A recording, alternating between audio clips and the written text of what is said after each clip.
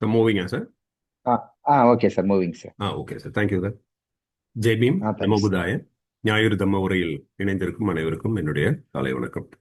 புத்தரும் அவர் தம்மமும் 77ஆம் பாகத்தில் இணைஞ்சிருக்கிறோம். பாபா சாஹேப் டாக்டர் அம்பேத்கர் அவர்கள் எழுதிய இந்த நூலிலிருந்து தொடர்ந்து நம்ம பார்த்துட்டு வரோம். இது வரைக்கும் நடந்த நிகழ்வுகளுடைய காணொலி எல்லாமே ககோரா டாக்ஸ் அப்படிங்கிற அந்த யூடியூப் சேனல்ல இருக்கு. அதில் பார்த்துக்கலாம். இப்போ நம்ம நூல் 4 மதமும் தம்மமும் அதை வந்து கம்ப்ளீட்டாகவே முடிச்சிட்டோம்.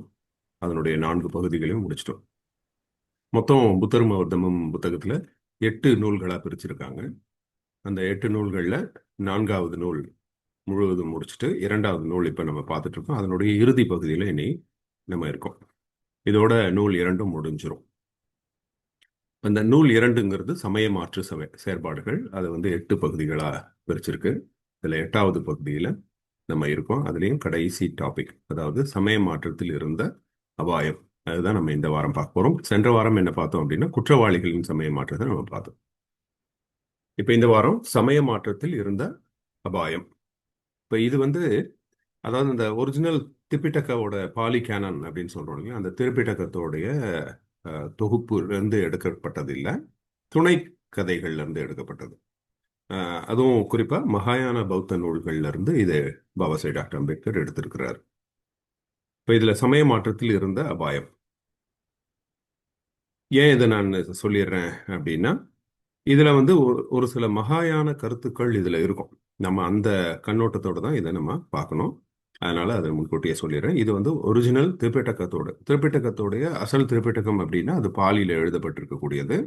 அதுலயும் கெனானிக் அப்படின்னு சொல்லுவாங்க. கெனானிக், நான் கெனானிக்கல் அப்படின்னு. கெனானிக் அப்படிங்கிறது என்ன அப்படின்னா, அது வந்து புத்தருடைய பரிநிபானத்துக்கு பிறகு அந்த 3 மாதங்கள் கழித்து நடந்த அந்த முதல் பௌத்த சங்க கவுன்சில்ல எதெல்லாம் தொகுக்கிறாங்களோ அதெல்லாம் கெனானிக்கல். அதுதான் அந்த ஒரிஜினல். அதன் பிறகு வரக்கூடிய கால ஓட்டத்தில் பிக்குகள் வந்து அதுக்கு ஒரு சில விளக்கங்கள்லாம் கொடுப்பாங்க. அப்புறம் சின்ன சின்ன துணை கதைகள் இருக்கும். இப்போ அந்த மாதிரி வர்றது தான் அந்த ஜாதக கதைகள்லாம். அதெல்லாம் பௌத்த நூல்கள் தான் அப்படின்னு சொல்லுவோம், ஜாதகா எல்லாம். ஆனால் அதெல்லாம் வந்து புத்தர் காலத்தில் போதிக்கப்பட்டவை கிடையாது. அது பிற்காலத்தில் இணைக்கப்பட்டவை. அந்த மாதிரி இணைக்கப்பட்ட ஒரு துணை கதை தான் இது. ஏன்னா இது திரிபிடகால எங்கேயுமே கிடையாது. ஓகே. இந்த சமய மாற்றத்தில் இருந்த அபாயம், அது ஒரு மலை பிரதேசம். அதாவது ராஜகிரியிலிருந்து 500 லீ தொலைவில் இருக்கக்கூடிய ஒரு முழுவதும் மலைகள் சூழ்ந்த ஒரு நாட்டில் புத்தர் ஒரு காலத்தில் தங்கியிருக்கிறார். நம்ம ஏற்கனவே பார்த்தோம், லீ அப்படிங்கிறது தூரத்தை குறிக்கும் ஒரு அளவு முறை, சீன அளவு முறை அது. அப்போ ஒரு லீ அப்படிங்கிறது 1/2 கிலோமீட்டர் அப்படின்னா, இப்போ 500 லீ அப்படின்னா 250 கிலோமீட்டர். ஸோ ராஜகிரிலிருந்து ஒரு 250 கிலோமீட்டர்ஸ் டிஸ்டன்ஸில் ஒரு ஊர் இருந்திருக்கு. அது வந்து சுற்றிலும் மலை சூழ்ந்துள்ள ஒரு பகுதி. அந்த மலை பிரதேசத்துல ஒரு 122 பேர் அடங்கிய ஒரு குழு வாழ்ந்துட்டு வருது. அவங்களுடைய வேலை என்ன அப்படின்னா, அது ஒரு பூர்வகுடி இனக்குழு. விலங்குகளை வேட்டையாடி அதை சாப்பிட்டுட்டு இருக்கக்கூடிய ஒரு குழு அது. இப்ப இந்த இடத்துல தான் புத்தர் தங்கி இருக்கிறாரு. அப்போ அங்க என்ன பண்ணுவாரு, இவங்க எல்லாம் வேட்டையாட போயிடுவாங்க இல்லையா. அதனால ஆண்கள் எல்லாமே வேட்டையாட போன பிறகு பெண்கள் வந்து வீடுகளில் தனியா இருப்பாங்க. இப்போ அந்த சமயத்துல இப்போ ஊர்ல வந்து பெண்கள் மட்டும் தான் இருப்பாங்க. அந்த பெண்கள் கிட்ட புத்தர் வந்து போதனை செய்கிறார். அப்போ என்ன மாதிரி அவரோட போதனை எப்படி இருக்கும் நமக்கு தான் ஏற்கனவே தெரியும், பஞ்சசீலம். ஸோ பஞ்சசீலத்தில் அந்த முதல் சீலமே வந்து உயிர்வதை செய்யக்கூடாது. அப்போ அவர் என்ன சொல்றாரு, மனிதாபிமானம் உள்ளவர்கள் யாருமே கொலை செய்ய மாட்டாங்க, அவங்களாம் உயிரை காக்கக்கூடியவர்களாக இருப்பாங்க. இந்த கொள்கையை யார் பின்பற்றாங்களோ அவங்க நல்லா இருப்பாங்க, அவங்களுக்கு எந்த அழிவும் வராது. இந்த கொள்கையே வந்து ஒரு அழிவற்ற கொள்கை அப்படின்னு அவர் சொல்றார். இப்போ இது வந்து என்ன அப்படின்னா, பஞ்சசீலத்தோடைய முதல் சீலத்தை அவர் போதிக்கிறாருங்க. எந்த உயிரையும் நம்ம வதை செய்யக்கூடாது அப்படின்னு. அப்புறம் கண்ணியம், உலக இச்சைகளின் மீது பற்றின்மை. கண்ணியம் ஒரு பிரின்சிபிள்டா, ஒரு கோட்பாடோட நம்ம வாழணும். எந்த ஒரு கோட்பாடும் இல்லாம எப்படி வேணாலும் இருக்கலாம் அப்படிங்கிற காலகட்டத்தில் இவருடைய போதனைகள் வந்து ஒவ்வொரு மனிதனுக்கும் ஒரு கோட்பாடு இருக்கணும், நமக்குள்ள ஒரு கட்டுப்பாடு இருக்கணும். நம்மளுடைய ஐம்புலன்கள் வந்து நல்லா இருக்கு அப்படிங்கிறதுக்காக அது பின்னாடியே போனால் அது நமக்கு வந்து பிரச்சனைகளில் கொண்டு போய் விட்டுடும். அதனால அந்த பற்றற்ற தன்மையை வளர்த்துக்கிறது, யாரையும் துன்புறுத்தாமல் இருக்கணும், நம்மளும் எரிச்சல் அடையாமல் இருக்கணும், மனதை தூய்மையாக வச்சுக்கணும், சந்தோஷமாக வச்சுக்கணும். இதெல்லாம் தான் நல்ல பண்புகள். இதெல்லாம் யார் பின்பற்றாங்களோ அவங்க பிரம்மதேசத்துடைய பண்புகள், பிரம்மதேவனுடைய பண்புகள் அப்படின்னு சொல்றாரு. இப்ப என்ன பிரம்மதேசம் பிரம்மதேவன் அப்படின்லாம் இதுல வருதே அப்படின்னு நமக்கு சந்தேகம் வரும் இல்லையா? அதனாலதான் இது சொல்லிட்டு இது வந்து மகாயான பௌத்தத்துல இருந்து எடுக்கப்பட்டது. மகாயான பௌத்தம்ங்கிறது ஒரு பிராமணிய திரிவுகள் கொண்ட ஒரு தொகுப்பு அது. அதனாலதான் அது சமஸ்கிருதத்துல இருக்கும். அது சீனால இருந்தது அந்த காலகட்டத்தில். இங்கிருந்து சென்ற பிராமண பிக்குகள் அசோகர் காலத்துல பிராமண பிக்குகள்லாம் வந்து விரட்டப்பட்டாங்க. ஏன்னா அவங்க எல்லாம் வந்து அசல் தேரவாத பௌத்தத்தை பின்பற்றவில்லை. அதனால் அதுக்கு மாறாக பௌத்தத்துக்குள்ள ஒரு சில பிராமணிய கோட்பாடுகளை திரிச்சிட்டாங்க. திரிச்சிட்டு அவங்க வந்து அந்த பஞ்சசீல ஒழுக்க முறைகள்ல ஒரு கட்டுப்பாடாக இல்லாத காரணத்தினால அசோகர் வந்து நிறைய கிட்டத்தட்ட 40,000 பேர் இந்த மாதிரி சங்கத்திலிருந்து விலக்கியதாக வரலாறு சொல்லுது. அப்போ அந்த மாதிரியான பிராமணியத்தை பின்பற்றக்கூடிய ஆனா பௌத்த பிக்குகள்ன்ற பேர்ல இருந்தவங்க எல்லாமே இங்க இருந்து தப்பிச்சு போயிட்டாங்க. அப்படி போகும்போது அவங்க அந்த சில்க் ரூட் வணிக பாதை வழியா சீனா போய் சேர்ந்துறாங்க. அந்த சீனால போய் அவங்க எஸ்டாப்ளிஷ் பண்றது தான் புத்தருடைய போதனைகள்லாம் நல்லா இருக்கும். ஸோ அதை வந்து போதிப்பாங்க. உடனே மக்கள்லாம் அதை வந்து அவங்களுக்கு நல்ல மரியாதை கொடுத்து அவங்கள வந்து போற்ற ஆரம்பிச்சாங்க. ஸோ அப்போ அங்கே போய் அவங்களுக்கு அந்த சுப்ரீமசி கிடைச்சிடுச்சு. இப்போ நம்மளுடைய இந்திய வரலாறுல நம்ம பார்க்கும்போது பிராமணர்கள் பிராமணிய தத்துவத்தை மக்கள் கிட்ட சொல்லி அதன் மூலம் ஒரு உயர்ந்த தன்மையையும் மரியாதையும் வச்சுட்டு இருந்தாங்க. அதுக்கப்புறம் புத்தர் வந்த பிறகு இந்த பிராமணிய கோட்பாடுகள்ல இருக்கிற தவறை அவர் சுட்டி காட்டினோடனே மக்கள்லாம் அதை புரிஞ்சுக்கிறாங்க. மக்கள்கிட்ட பிராமணர்களுடைய செல்வாக்கு போயிடுது. இழந்த செல்வாக்கை மீட்டெடுக்க அவங்க எவ்வளவு முயற்சி செய்யறாங்க. ஆனா அதுல உண்மைத்தன்மை இல்லாததுனால புத்தருடைய உண்மை கொள்கை தான் அங்க வெற்றி அடையுது. அப்போ பிராமணர்கள் என்ன பண்றாங்க? தன்னுடைய செல்வாக்கை தக்க வச்சுக்கிறதுக்காக அவங்க வந்து பௌத்தத்துக்குள்ளேயே ஊடுருவிறாங்க. பௌத்தத்துக்குள்ள ஊடுருவின உடனே அங்க பௌத்தத்துல இருக்கக்கூடிய தத்துவங்களை அவங்க மாற்ற முயற்சி செய்றாங்க. புத்தர் வாழ்ந்த காலத்துல அது மாற்ற முடியல.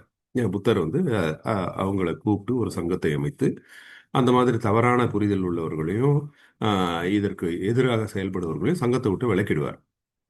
அப்போ அது வந்து அந்த சங்கத்துடைய கோட்பாடுகளை அவரால் பாதுகாக்க முடிஞ்சது. அது மட்டும் இல்லாமல் கடினமான ஒழுக்க விதிமுறைகளை வச்சிருக்கும் போது அவங்களால தவறே செய்ய முடியாது, தவறாக யோசிக்கவும் முடியாது. அந்த ஒழுக்க விதிகளை பின்பற்ற பின்பற்ற நமக்கு என்வழி மார்க்கம் வருது. பஞ்சசீலத்தை யார் பின்பற்றி சரியான முறையில் தியானம் பண்றாங்களோ அவங்களுக்கு சரியான சிந்தனை தான் வரும், சிந்தனையே மாறாது. அப்ப அந்த மாதிரியான விக்குகளை வச்சிருந்தார். ஆனா புத்தருடைய இறப்புக்கு பிறகு அந்த மாதிரி வினய விதிகளை ஒரு கடுமையான கட்டுப்பாட்டுக்குள்ள வைக்கும்பொழுது தான் இரண்டாவது பௌத்த சங்க கவுன்சில்ல அவங்க எதிர்ப்பு தெரிவிக்கிறாங்க. ஏன்னா பிராமணிய பிக்குகள்லாம் சேர்ந்து அப்போ அவர்களை வந்து சங்கத்திலிருந்து விலக்கி வைக்கிறாங்க. அவங்களே விலகி போய் ஒரு பெரிய மகா சங்கம்னு உருவாக்கிடுறாங்க. புத்தருடைய போதனைகளை அசலாக அப்படியே பின்பற்றி வந்தவர்கள் எல்லாமே தேரவாத பிக்குகள்னு பிரிகிறாங்க. அப்புறம் இந்த மகாயான பிக்குகளுடைய ஆதிக்கம் ரொம்ப அதிகமாக வருது. அந்த காலகட்டத்தில் தான் அசோகர் வராரு. அசோகர் இதை புரிஞ்சுக்கிறாரு. புரிஞ்சுக்கிட்ட உடனே வினய விதிகளை பின்பற்றி சரியான சிந்தனையோட இருக்கிறவங்க தான் அசல் பிக்குகள். வெறும் போதனைகளை மட்டும் பண்ணிட்டு அவங்க வந்து வினய விதிகளை பின்பற்றாம தன்னுடைய சிந்தனையை வந்து சுயநலத்தோடு இருந்துகிட்டு மக்களை ஏமாற்றி அதன் மூலம் செல்வாக்கு அடைய நினைக்கிற பிக்குகளை வந்து அடையாளம் கண்டுபிடிச்சு அவங்களெல்லாம் வெளியில நீக்கிறார். இவர் நீக்கின உடனே அந்த பிக்குகள் தான் ஆஹ், சீனா போயிடுறாங்க. சீனா போனவங்க அங்க வந்து இதே அந்த மகாயான பௌத்தத்தை அங்க நிறுவிடுறாங்க. அதுல தான் புத்தரை வந்து கடவுளா காமிக்கிறாங்க. அந்த சீன ஆஹ், நூல்கள்லாம் வந்து சமஸ்கிருதத்தில் எழுதப்பட்டிருக்கும்.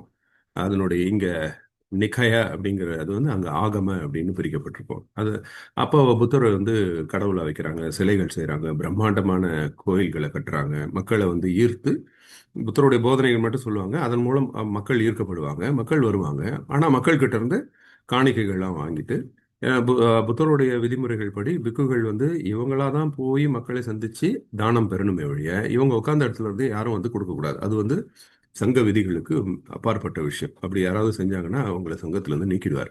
ஆனா இதை அப்படியே அவங்க மாத்திட்டாங்க. ஏன்னா இப்ப கேட்கறதுக்கு ஆள் கிடையாது. அப்ப இவங்க அங்க போனவங்க உட்கார்ந்த இடத்துல இருந்தே மக்களை எல்லாம் வர வச்சு அப்ப பெரிய பெரிய விஹாரங்களை கட்டி பிரம்மாண்டத்தை காமிச்சு புத்தருடைய சிலையை அடையாளப்படுத்தி இவங்களுடைய தத்துவங்கள் இருந்து அப்படியே கொஞ்சம் கொஞ்சமா விலகி வெறும் மந்திரங்கள் ஓதுற மாதிரி அந்த பாலி போதனைகளை மட்டும் சொல்றது, அந்த பாடல்களா செய்யறது, அப்புறம் ரிச்சுவல் சடங்குகள் கொண்டு வர்றது, பூஜைகள் செய்யறது, பூக்கள் போடுறது, இது எல்லாத்தையும் அவங்க கொண்டு வந்து இந்த பிராமணிய கோட்பாடை அது உள்ள கொண்டு வந்துடுறாங்க. இதனாலதான் நம்ம வந்து வெளிநாடுகளில் பார்க்கக்கூடிய பௌத்தம் வந்து வேற மாதிரி இருக்கு. இப்போ தங்கம் வச்சுக்க கூடாது. ஆனா புத்தருடைய சிலைகளே தங்கத்தினால செய்ய ஆரம்பிக்கிறாங்க. அதன் மூலம் உருவாக்கப்பட்ட கோயில்கள் தான் மிகப்பெரிய பிரம்மாண்டமான பௌத்த கோயில்கள். இப்போ நம்ம சீனா, ஜப்பான், தாய்லாந்து எல்லாம் பார்க்குறோம் அப்படின்னா மிகப்பெரிய கோயில்கள் எல்லாமே இந்த கான்செப்ட்ல உருவானது தான். இல்லைன்னா அதற்கு முன்னாடி வந்து அவ்வளோ பெரிய பிரம்மாண்ட கோயில்கள் வந்து பௌத்தத்தில் கிடையவே கிடையாது. அவங்க வந்து வெறும் ஸ்தூபிகள் தான் வைப்பாங்க. ஸ்தூபிகள்ங்கிறது அந்த அஸ்தி, புத்தருடைய அஸ்தி வச்சிருக்கக்கூடிய ஒரு நடுகள் மாதிரி இருக்கிறது தான் ஸ்தூபிகள். அதை தான் வந்து வணங்குவாங்க. அதை சுற்றி அவங்க தியானம் பண்ணுவாங்க. அதே மாதிரி மூத்த பிக்குகள் இருந்துட்டா அவங்களுக்கு ஒரு நடுகள் வச்சிருப்பாங்க. அது ஒரு ஸ்தூபியா இருக்கும். இப்படிதான் இருக்கும். அதன் பிறகுதான் இவங்க பெரிய பெரிய கோயில்கள். அந்த கோயில்களை வந்து இப்படிதான் கட்டணும் அப்படின்னு வேற விதிமுறைகள் உருவாகிறாங்க. ஏன்னா ஆளாளுக்கு அதை செஞ்சுக்க கூடாது இல்லையா? ஸோ அதில் வந்து இப்படி தான் இருக்கணும், இது இப்படி கட்டினா தான் புத்தருக்கு நல்லது அப்படின்னு அவங்க எதுலேருந்து அதுலேருந்து அந்த மகாயான பௌத்தத்திலேருந்து எடுத்து சொல்கிறாங்க. இப்போ மகாயான பௌத்தத்தோட பிரிவுகள் எப்படி இருக்கும்? ஆகமவா பிரிஞ்சிருக்கு. அதனால இந்த ஆகம விதிப்படி இப்படி தான் கட்டணும் அப்படின்னு. அதனால தான் இன்றைக்கும் நம்ம சொல்கிறோம் கோயில்லாம் ஆகம விதிகளை மீறக்கூடாது அப்படின்னு. இந்த ஆகம விதிகள் அப்படிங்கிறது இதுலேருந்து கொண்டு வரும். அதனால தான் இப்போ இன்னைக்கு இருக்கக்கூடிய நிறைய கோயில்கள் வந்து இந்து கோயில்கள் எல்லாமே பௌத்த கோயில்களாக இருந்தன அப்படின்னு நம்ம சொல்கிறோம். அப்போ ஏன் பௌத்த கோயில்களாக இருந்ததுன்னா பௌத்தத்தில் எங்க கோயில்கள்? இந்த மகாயான பௌத்தத்தினால தான் கோயில்கள். அது அப்படியே பிற்காலத்தில் பௌத்தம் முற்றிலுமா அழிந்து பிராமணியம் வந்து அதனுடைய மதம் மறுபடியும் இந்து மதமா உருவெடுக்கும் பொழுது பௌத்த கோயில்கள் எல்லாமே இந்து மத கோயில்களாக வருது. அப்போ இந்த வரலாற்றை பார்க்கும்போது நம்ம இப்போ கிளைம் பண்றோம் இல்லையா பௌத்த கோயில்கள் அப்படின்னு, அதுவுமே ஆக்சுவலாக பௌத்தம் கிடையாது. அதுவும் பிராமணியம் கலந்த ஒரு பௌத்த கோயில்கள். அதுக்கும் முன்னாடி இருந்த ஸ்தூபிகள் ஆஹ், வினய விதிமுறைகளை வாழ்ந்த பிக்குகள் வாழ்ந்த இடம் தான் வந்து பௌத்த இடங்கள். அதுதான் விகார்கள், சேத்தியங்கள் அந்த வந்து சின்ன சின்ன ஸ்தூபிகள் மட்டும் இருக்கும். ஸோ அப்போ இந்த அஹ், மகாயான பௌத்தத்தில் இந்த கதை வர்றதுனால நம்ம வந்து இதில் இந்த பிரம்மதேசம் அப்படிங்கிற வார்த்தை பயன்படுத்தப்பட்டிருக்கு. இதை வந்து பாபா சாஹேப் டாக்டர் அம்பேத்கர் அதை அந்த நூல்களில் இருக்கிறத அப்படியே எடுத்திருக்கிறார். ஓகே, இப்போ இங்கே வருவோம். இப்போ வலிமையற்றவர்களிடம் எப்போதும் அன்பு செலுத்துதல். போதனைகள்லாம் கரெக்டாக தான் இருக்கும். இதில் வந்து போதனைகள் எங்கேயுமே மாறவே மாறாது. இது நம்ம நல்லாவே தெரிஞ்சுக்கலாம் புத்தருடைய போதனை. ஆனால் இணைக்கப்பட்ட விஷயங்கள் மட்டும் ஒரு சிலது சேர்ந்துக்கிட்டே வரும். விதிமுறைகளை, வினய விதிமுறைகளை அந்த பிக்குகள் பிரித்து வச்சிருப்பாங்க. அது தங்களுடைய சாதகத்துக்கு ஏற்ற மாதிரி. அங்கதான் நம்ம வந்து அதை அடையாளம் கண்டுபிடிக்கணும். மற்றபடி போதனைகள் வந்து அப்படியே தான் இருக்கும். அப்போ புத்தருடைய போதனைகள் வந்து வலிமையற்றவர்களிடம் எப்போதும் அன்பு செலுத்துதல். புத்தரின் போதனைக்கு ஏற்ற மாதிரி தூய மனம் இருக்கணும். அப்புறம் போதுங்கிற குணம் இருக்கணும். எப்போது நிறுத்தணும் ஒரு விஷயம் வந்து நமக்கு எப்போ அது போதும், அதுக்கு மேலே போனால் அது நமக்கு ஆபத்து அப்படிங்கிற புரிஞ்சுக்கிற அந்த சக்தி, இதுதான் வந்து பௌத்தத்துடைய பண்பு. இதெல்லாம் தான் மறுபிறப்பை தவிர்க்கும் வழிகள் அப்படின்னு அங்கே போதனை வருது. ஓகே, இப்போ வந்து ஆஹ், போதும். இப்போ எல்லா விஷயமே நம்ம வந்து தேவைதான். எந்த ஒரு ஒரு சாப்பாடுனா கூட நம்ம வந்து அதை சாப்பிடணும், அது நம்மளுடைய தேவை. ஆனால் அது நல்லா இருக்கு, டேஸ்டா இருக்கு அப்படின்னு அதை இன்னும் கொஞ்சம் அதிகமாக சாப்பிட்டே போகணும் அப்படின்னா ஒரு ஸ்டேஜில் நமக்கு வந்து திகட்டிடும். இல்லைன்னா ரொம்ப நம்மளுடைய ஆரோக்கியத்துக்கு அதிகமாக அதை வந்து சாப்பிட்டுட்டு ஐயோ ஏன்டா சாப்பிட்டோம் அப்படின்னு நம்ம வந்து தவிப்போம் இல்லையா? இதை தான் நம்ம வந்து அளவுக்கு அதிகமான ஆசைப்பட்டு அது வந்து நம்மளை துக்கத்தில் கொண்டு போய் விடுறது அப்படின்னு சொல்றது. அப்போ எந்த இடத்துல ஸ்டாப் பண்ணணும் அப்படிங்கிறத நமக்கு தெரியணும். இதுதான் ரைட் வியூ, அதான் சம்மாதித்தி. இந்த ரைட் வியூ சம்மாதித்தி எப்படி கிடைக்கும் அப்படின்னா எண் வழி மார்க்கத்தை ப்ராக்டிஸ் பண்ணும்போது கிடைக்கும். ஸோ யார் ஒருத்தன் தன்னுடைய தேவைக்கு ஏற்ற மாதிரி, தன்னுடைய சக்திக்கு ஏற்ற மாதிரி மட்டும் தன்னுடைய ஆசைகளை வச்சுக்கிறானோ அவன் வந்து நிம்மதியாக வாழ்வான். இதுதான் பௌத்தம். அப்போ அந்த தன்னுடைய சக்தி எது, தன்னுடைய தேவை எது அப்படின்னு அறிந்து ஒரு இச்சைக்காக அதன் பின்னாடி தொடர்ந்து போகாம எவன் ஒருத்தன் தடுத்து நிறுத்திக்கிறானோ அவன் நிம்மதியா இருப்பான். அப்ப அத்தகைய அறிவு அவனுக்கு எப்படி கிடைக்கும் அப்படின்னா அதை வளர்த்துக்கிறதுக்கு தான் நம்ம வந்து பஞ்சசீலத்தை பின்பற்றணும், மனதை ஒருமுகப்படுத்தணும். இந்த மாதிரி நம்மளுடைய அன்றாட செயல்களில் கூர்ந்து கவனிச்சுக்கிட்டே வரும்போது நமக்கே அந்த அறிவு வந்துடும். இதுதான் சம்மாதித்தி, இதுதான் வந்து நம்ம கொண்டு வர்றது. அப்போ இது மாதிரி இருக்கும் பொழுது மறுபிறப்பை இது தவிர்க்கும் அப்படின்றாங்க. இப்போ மறுபிறப்பு அப்படின்னா நம்ம உடனே இறந்த பிறகு வரக்கூடிய மறுபிறப்பை வந்து பௌத்தம் சொல்றது கிடையாது. இப்போ பௌத்தத்தில் இருக்கக்கூடிய மறுபிறப்பு என்ன அப்படிங்கிறது நம்ம ஏற்கனவே பார்த்துருக்குறோம். அந்த செக்ஷனில் போய் மறுபடியும் ஒரு தடவை எடுத்து பார்த்தா நமக்கு புரிஞ்சிடும்.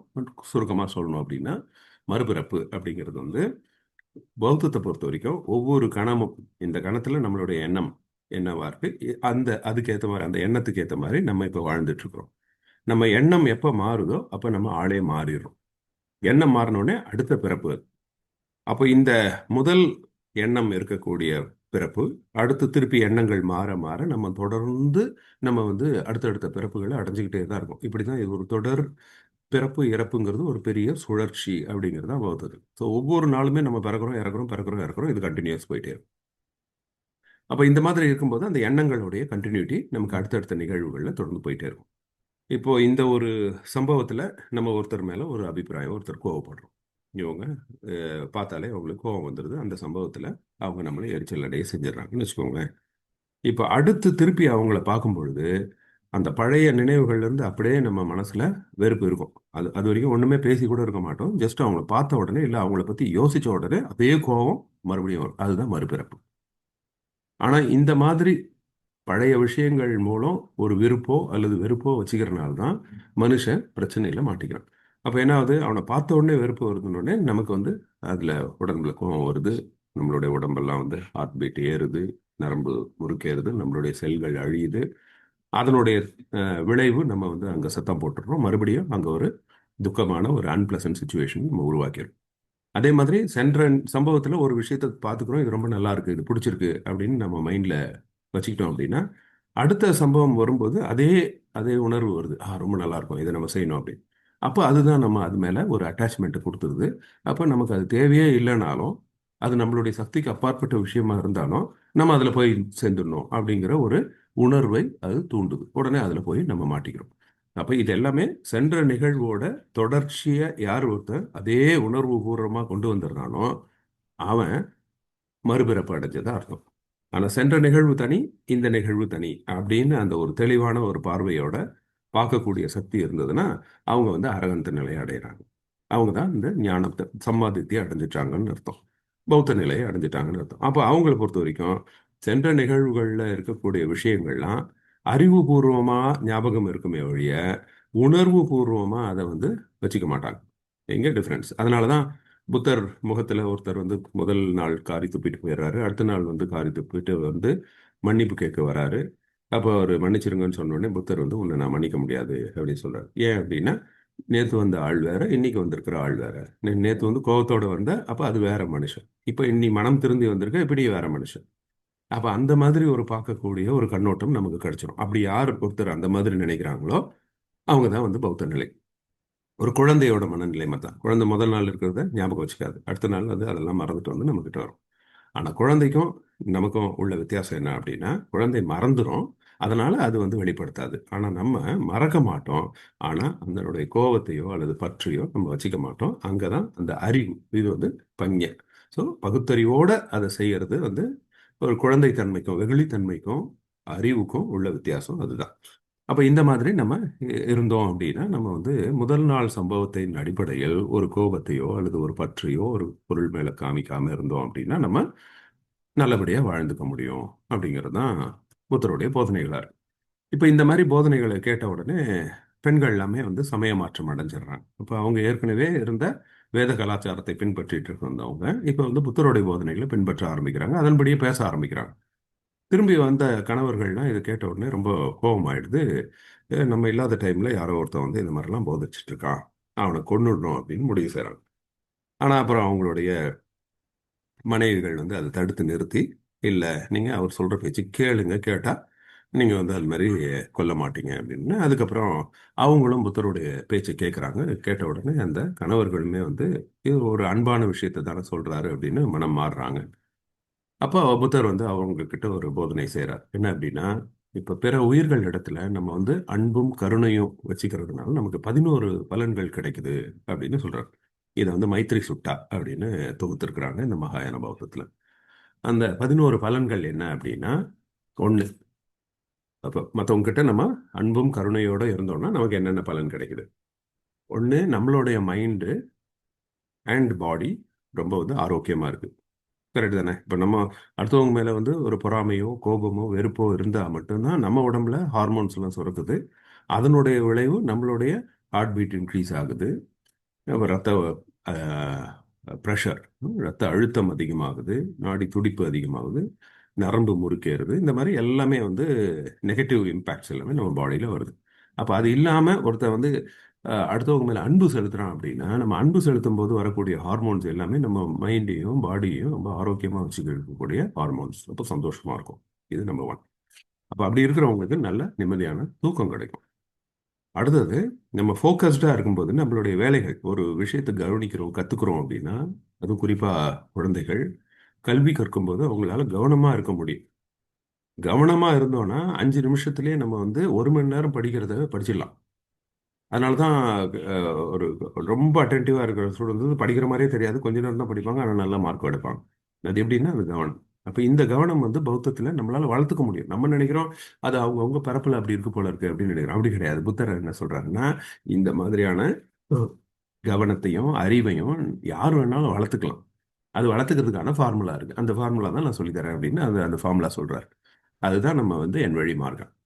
அப்போ இந்த மாதிரி பார்க்கும்போது நமக்கு வந்து நல்ல ஒரு கவனமாக இருக்க முடியும். அடுத்து, கெட்ட கனவுகள் எதுவும் வராது. கனவுகள்ங்கிறது நம்மளுடைய சிந்தனைகளுடைய வெளிப்பாடு தான். அது நம்ம உறங்கிக்கிட்டு இருக்கும்போது அந்த சிந்தனைகளை வச்சு பிரெயினே வந்து ஒரு சில இமேஜினரி ஒரு கதையை வந்து உருவாக்கிடும். அப்போ நமக்கு வந்து நல்ல எண்ணம் இருந்ததுன்னா அது நல்ல எண்ணத்துல தான் செயல்படும். இப்போ நம்ம வந்து ஒரு கோபம் வெறுப்பு அந்த மாதிரி இருக்கும்போது என்ன ஆகும், கெட்ட கனவு வந்துடும். அதனுடைய விளைவு நமக்கு வந்து பயத்தை ஏற்படுத்தக்கூடிய கனவு திடுக்குன்னு தூக்கி வாரி போட்டு நம்ம எந்திரிப்போம். அப்போ அந்த டைம்லையும் பார்த்தோம்னாலும் நம்மளும் படபடப்பு இருக்கும், வேர்த்து இருக்கும். அப்படின்னா என்ன, இப்போ உடம்புல வந்து அந்த ஹார்மோன் சுரந்துருச்சு, அதனுடைய பாதிப்புகள் அங்கே நிச்சயம் இருக்க தான் செய்யும். நிறைய செல்கள் அழிஞ்சிருக்கும், நம்மளுடைய எதிர்ப்பு சக்தி குறைஞ்சிரும். ஆக்சுவலாக நம்ம தூங்கும் பொழுது நம்ம உடம்பு வந்து ரீசார்ஜ் ஆகணும். அதாவது நல்ல விஷயங்களை அது எடுத்துக்கிட்டு கெட்ட விஷயங்களை வெளியேற்றணும். ஆனால் கனவுலையும் போய் நமக்கு வந்து கெட்ட விஷயங்கள் வந்து திருப்பி கெட்ட ஹார்மோன்களே சுரந்துக்கிட்டு இருந்தது அப்படின்னா நம்ம உடல் ஆரோக்கியம் பாதிக்கப்பட்டுரும். அப்புறம் அடுத்தது, தேவர்களால் பாதுகாக்கப்படுகிறார்கள். அப்ப இந்த விஷயத்தை தான் வந்து என்ன இது தேவர்கள் அப்படிங்கிற வார்த்தை வருதுன்னா, அந்த காலகட்டத்தில் இருந்த பிராமணிய பழக்கப்படி தேவர்கள்ட உயர்ந்த பண்புள்ளவர்கள், கடவுளர்கள் அப்படின்னு போதிக்கப்பட்டிருக்கு. அது வந்து இங்க உள்ள திரிக்கப்பட்டிருக்கு. அந்த கண்ணோட்டத்தோட இதை நம்ம பார்க்கணும். ஓகே. அடுத்தது, மனிதர்களால் நேசிக்கப்படுகிறார்கள். அது கரெக்ட். அப்புறம் விஷத்தால் வீழ்ச்சி அடைவதில்லை. விஷத்தால் வீழ்ச்சி அடைவதால் அதுல இப்போ இதை வந்து அப்படியே லிட்டரலா எடுத்துக்கூடாது. விஷம் சாப்பிட்டா அவங்க சாகவே மாட்டாங்க அப்படி கிடையாது.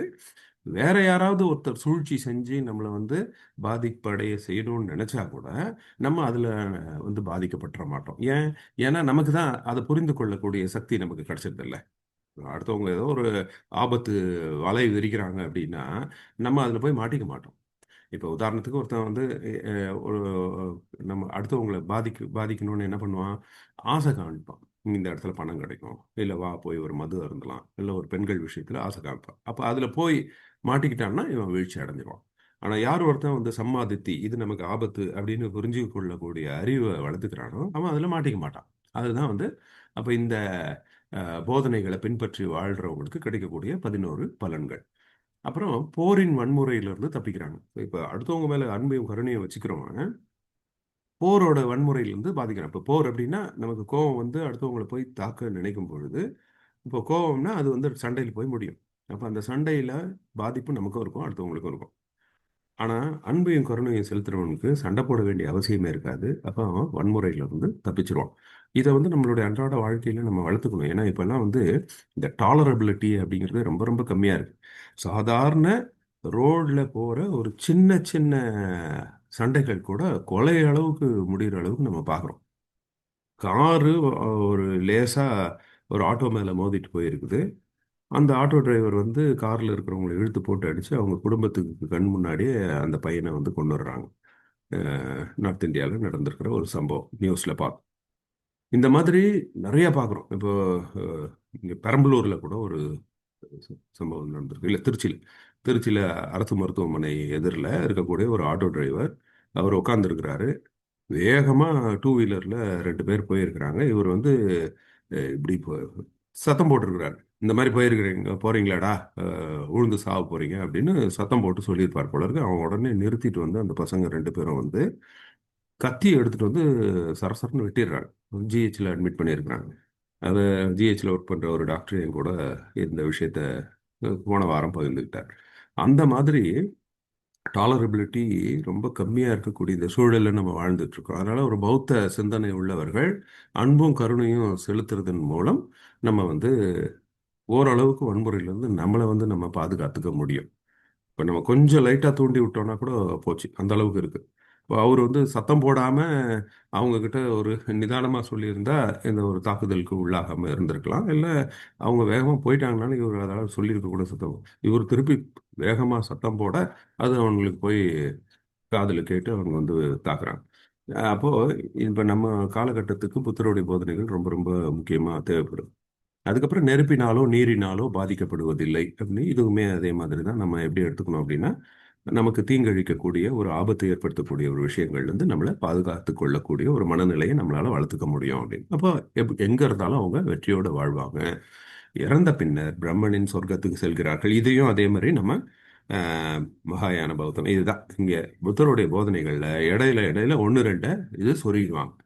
இதை நம்ம பிரித்து எடுக்கணும். இதை எப்படி பிரித்து எடுத்து பார்க்கறது அப்படிங்கிறதுக்கு தான் டாக்டர் அம்பேத்கர் வந்து ரொம்ப சின்ன டெஸ்ட் ஒன்று கொடுத்துருக்காரு. எதெல்லாம் பகுத்தறிவுக்கு அப்பாற்பட்டு இருக்கோ, எதெல்லாம் நம்மளுடைய நலனுக்கு சம்மந்தப்படாம இருக்குதோ, எதெல்லாம் அந்தந்த சூழலுக்கு பொருத்தி பார்க்கும் பொழுது ஒத்து வரலையோ, இது மூணையும் நம்ம வந்து பௌத்தம் இல்லை அப்படின்னு நம்ம நிராகரிச்சிடலாம். ஸோ அதன்படி பார்க்கும்போது இறந்த பின்னர் பிரம்மனுடைய சொர்க்கம் அப்படின்னு அந்த மாதிரி ஒன்றும் கிடையாதுன்னு நமக்கு தெரியும். இது பகுத்தறிவுக்கு அப்பாற்பட்ட விஷயம். அதனால அதை நம்ம விட்டுறோம். அப்ப என்ன ஆகுது? இந்த மற்ற பலன்கள் எல்லாமே பகுத்தறிவுக்கு உட்படுத்தி பார்க்கும்பொழுது இது எல்லாமே கரெக்ட், அறிவியல் பூர்வமான பலன்கள் தான்.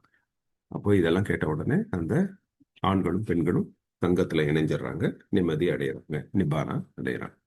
இதுதான் இந்த சம்பவம். அப்போ இதுல என்ன அப்படின்னா, சமய மாற்றத்தில் இருந்த அபாயம் அப்படிங்கறத நம்ம என்ன தெரிஞ்சுக்கிறோம் அப்படின்னா, நம்ம போய் அங்க புத்தருடைய போதனைகளை சொல்லும் பொழுது அது எல்லாரும் அப்படியே அவர் அதை வந்து போற்றி ஏற்றுக்கிட்டாங்க அப்படிங்கிறது கிடையாது. நிறைய இடங்கள்ல அதுக்கு எதிர்ப்பும் இருந்திருக்கு. சமயத்துல அவரை கொல்ல வர்றதுக்கான சூழல்களும் இருந்திருக்கு அப்படிங்கிறத நம்ம இதுல இருந்து தெரிஞ்சுக்கிறோம். ஏன்னா நம்ம இது வரைக்கும் பார்த்த எல்லா சமய மாற்ற செயற்பாடுகள்லையும் புத்தர் போதிச்சாரு, உடனே அவங்க வந்து காலில் விழுந்து வணங்கி சங்கத்துக்குள்ள இணைஞ்சிட்டாங்க அப்படிங்கிற மாதிரியே வரும். ஸோ அப்போ அந்த மாதிரி தான் எல்லா சூழல்கள்லையும் இருந்திருக்கு அப்படின்னு நம்ம எடுத்துக்க முடியாது. அப்படிங்கிறது தான் இந்த சம்பவத்தில் நமக்கு கிடைக்குது. இது எதுக்கு நமக்கு அப்படின்னா, இன்றைய காலகட்டத்தில் கூட நம்ம நல்ல விஷயங்களை சொன்னோம் அப்படின்னா அதை நல்ல மாதிரியே எடுத்துக்கிறதுக்கு ஆள் கிடையாது.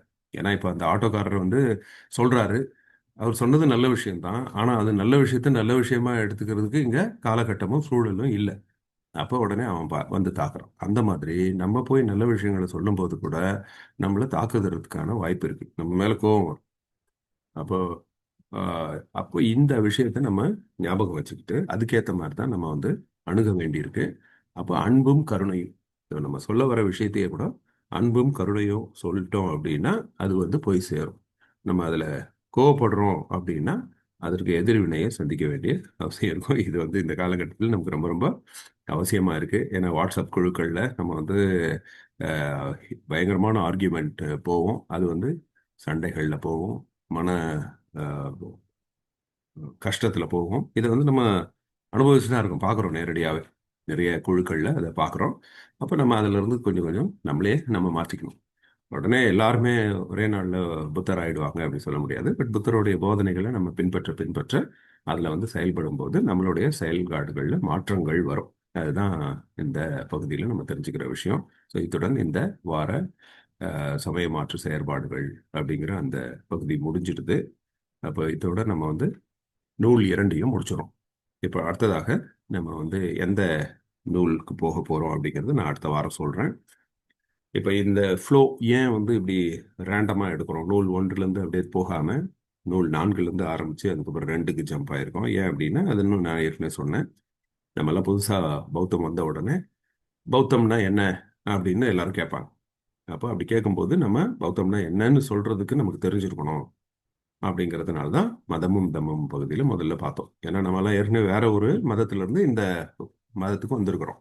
அப்போ அந்த மதம் மாதிரியே தான் இந்த மதமுமா அப்படின்னா அப்போ அதுக்கும் இதுக்கும் என்ன வித்தியாசம் அப்படிங்கிறது தெரிஞ்சுக்கிறது ரொம்ப ரொம்ப முக்கியமான பாயிண்ட்.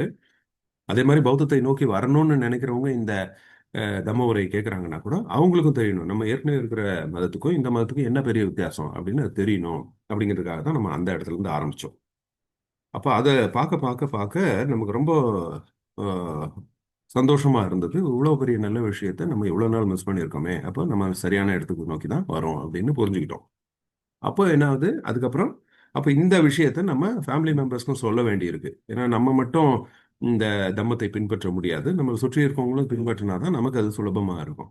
அப்போ நம்ம ஃபேமிலியில இருக்கிறவங்களுக்கு எப்படி சொல்றது அப்படிங்கிற ஒரு கேள்வி வந்தது. அப்போ அதை புத்தர்கிட்டயே கேட்டுடலாம் அப்படின்னு தான் நம்ம நேரா சமய மாற்று செயற்பாடுகள் பகுதிக்கு வந்தோம். ஏன்னா புத்தர் அவருடைய காலத்துல அவர் எப்படி சொல்லியிருக்கிறாரு, எந்தெந்த இடங்கள்ல என்னென்ன மாதிரியான ஒரு அஹ், அஹ், நடைமுறையை பயன்படுத்தினாரு அப்படின்னு தெரிஞ்சுக்கிறதுக்காக நம்ம வந்து சமய மாற்று செயற்பாடுகள்ல எடுத்து தெரிஞ்சுக்கணும். அதை வச்சு நம்ம மற்றவங்களுக்கும் சொல்லலாம் அப்படிங்கிறதுக்காக இந்த பகுதிக்கு வந்தோம். நிறைய விஷயங்கள் நம்ம கத்துக்கிட்டோம். அதுல வந்து எளியவர்கள் கிட்ட எப்படி சொல்றது, பணக்காரர்கள் கிட்ட எப்படி சொல்றது, அரசர்கள் கிட்ட எப்படி சொல்றது, இந்த மாதிரி எல்லா விஷயத்தையுமே நம்ம வந்து எடுத்து பார்க்கும் பொழுது அந்தந்த சூழல்ல அவரவர்களுடைய தேவைக்கும் நம்பிக்கைக்கும் ஏற்ற மாதிரி ஃபர்ஸ்ட் புரிஞ்சுக்கிட்டு அதுக்கப்புறம் புத்தர் போதிக்க ஆரம்பிக்கிறார். அப்ப அவர்களுடைய தேவைக்கு ஏற்ற மாதிரி இவருடைய போதனைகள் வந்து மேட்ச் ஆகும்போது அவங்க எடுத்துக்கிறாங்க. அப்ப இதுல இருக்கக்கூடிய ஆபத்துகள் இது எல்லாத்தையுமே நம்ம பார்த்தோம். சமய மாற்று செயற்பாடுகள் இந்த நூல்ல இருந்து நிறைய விஷயங்கள் நம்ம கத்துக்கிட்டோம். இப்ப இதை வந்து நம்ம அப்ளை பண்ண போறோம். அப்போ இதை அப்ளை பண்ணும்போது நம்ம அடுத்தது எந்த பகுதிக்கு போனால் அது வந்து நம்மளுடைய செயல்பாடுகளுக்கு சரியா இருக்கும் அப்படிங்கிறது நம்ம அடுத்த வாரம் பார்த்துட்டு சரியான ஒரு பகுதியில இருந்து நம்ம திரும்பி ஆரம்பிக்க போறோம். ஓகே, 8:40 இதோட இந்த தம்ம உரை முடியுது. நம்ம அந்த கேள்விகள்ல இன்னைக்கு ஒரு கேள்வி எடுத்துக்கலாம். லா ஆஃப் டிபெண்ட் ஆரிஜினேஷன், பத்திச்ச சமுப்பதா. இந்த பத்திச்ச சமுப்பதா அப்படிங்கிறது பௌத்தத்துல ரொம்ப ரொம்ப முக்கியம். ஏன்னா எல்லாருக்குமே வந்து ஒரு கேள்வி இருந்துகிட்டே இருக்கு, இது ஏன் இப்படி நடந்துச்சு, ஐயோ இப்படி நடந்திருக்க கூடாது அப்படி.